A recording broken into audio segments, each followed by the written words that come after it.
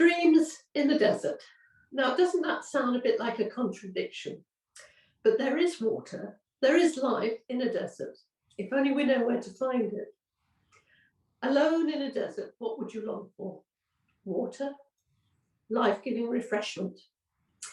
And in some sense, we too are alone in the desert, a dry, life-sapping place that we can't leave. What we have been given is the roadmap out of lockdown. But I'm going to suggest we need a different sort of map, a map that leads us to God, where we can find true peace and fulfillment. Each of us has had a different experience of the last year, living with the effects of the COVID pandemic. There has been so much suffering, bereavement, loss of jobs, loss of freedom, loss of contact, loss of education, loss of socializing for our children. But we can now begin to look forward. When life under lockdown threatened to overwhelm me, when I wondered where God was, and I asked, why is God letting me suffer? When I can't see a way forward, I can't see hope, I still know that God is there. Even when we doubt or deny God, he is still there. And what I tend to forget is thinking that I'm in control, thinking that God doesn't know. God has the plan. God is in control, not me. I must just trust. I continue to pray, continue to read the Bible, to look beyond myself, to look to others, knowing that all will be well. We live each day with hope as it comes. For when we turn to the very meaning of life, we turn to God. We were never promised an easy life. Jesus certainly didn't have a life without suffering. And at times, suffering seems to be a constant companion on the ups and downs of daily living. The Bible is full of amazing stories, true stories, where the end is never obvious. Stories in which God has changed the wrongdoing, the sins of ordinary people to work for good. God chooses ordinary people like you and I to bring love, hope, and reconciliation into the world. And I'd like to look at one story today, the story of Joseph, often referred to as Joseph the Dreamer. He was his father's favourite, and this was not concealed from his 11 brothers, especially when Joseph was given that coat of many colours.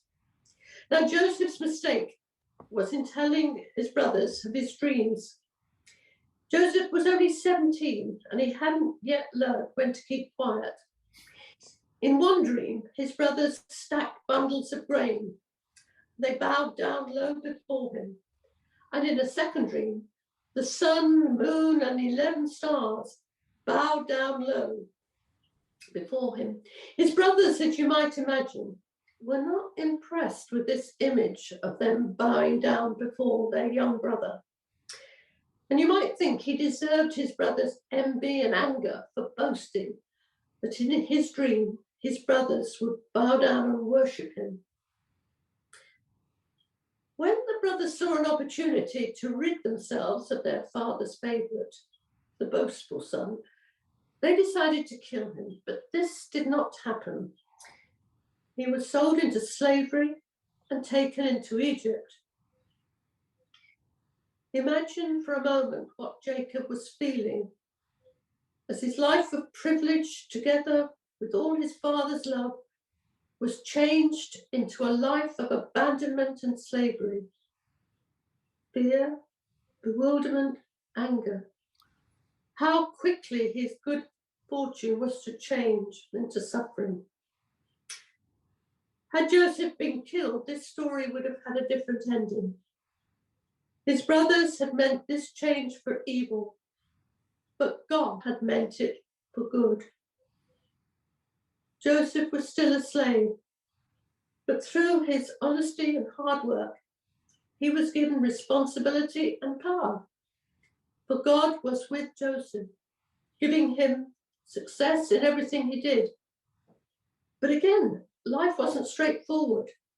His success was only temporary. He was sold to Potiphar, an Egyptian officer. And we are told that Jacob was a very handsome and well-built young man. And Potiphar's wife took a liking to him. But Jacob wouldn't have anything to do with her, saying it would be a great sin against God. She accused him of attacking her.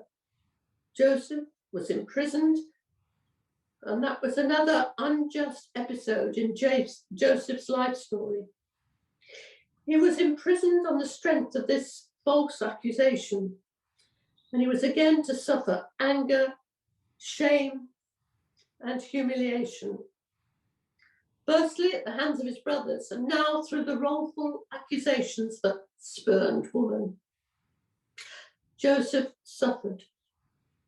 Could this really be part of God's plan for Joseph and for the building of his kingdom here on earth? How might we have reacted in Joseph's place? Through all these twists and turns, Joseph trusted in God. God protected him in all his suffering. While in prison, Joseph correctly interpreted the dreams of two of his fellow prisoners, which then led to correctly interpreting Pharaoh's dream of a time of abundance and famine throughout Egypt. Joseph made it clear to Pharaoh that he couldn't interpret the dream. It was only God who could. Once again, Joseph was rewarded by high office. He became governor of all Egypt, and in a time of acute famine, was responsible for selling grain to all the people. His brothers, desperate for food, came to him, never realizing this was the brother they had sold into slavery. And this amazing, heart-wrenching story results in the climax of the whole family being united. His father Jacob left the land of Canaan together with the whole family and household and moved to Egypt. Once again, God was fulfilling his prophecy to make the descendants of Abraham into a great nation.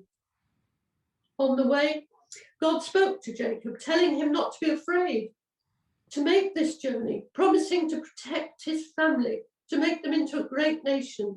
And this went on to happen as the brothers became the leaders of the 12 tribes of Israel.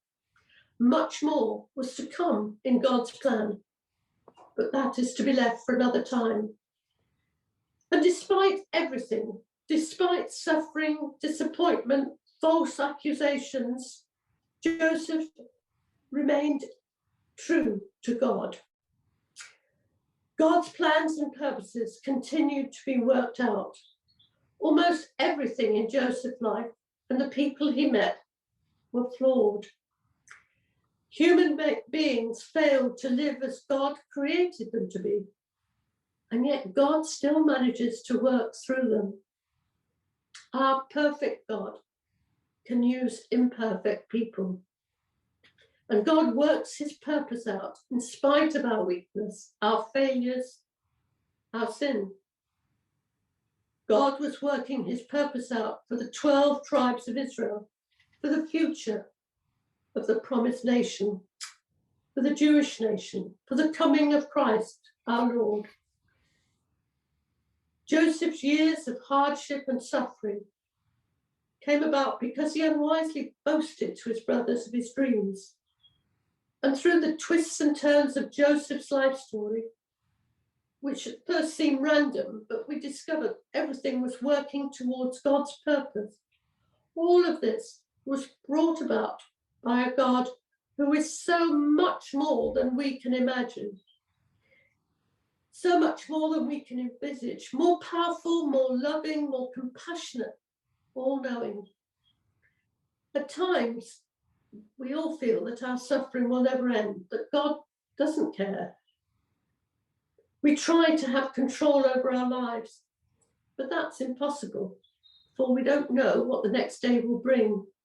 We feel abandoned, but God has the master plan. We can only see the edges, the bits that we're involved in. We worry how life will affect us, how we will cope with an unknown future. But God ultimately turns our suffering into rejoicing and thanksgiving. God can bring order out of chaos, beauty out of brokenness. We worry for tomorrow, but when we know that God is in control, that God alone has purpose for each one of us, we have peace. All of us have different life stories. Some will be strange with twists and turns, so that we've no idea where they are leading. But God is a constant presence. His protection is always there. We need to have faith to know that God will see us through the dry times of suffering. We need to depend more on the God who loves us completely, rather than dwell on what is wrong in our lives. We need to spend more time with God, who gives us rest and refreshment when our lives are dry and parched. So put your faith in God, who gives us life. I truly believe the best is yet to come. Amen.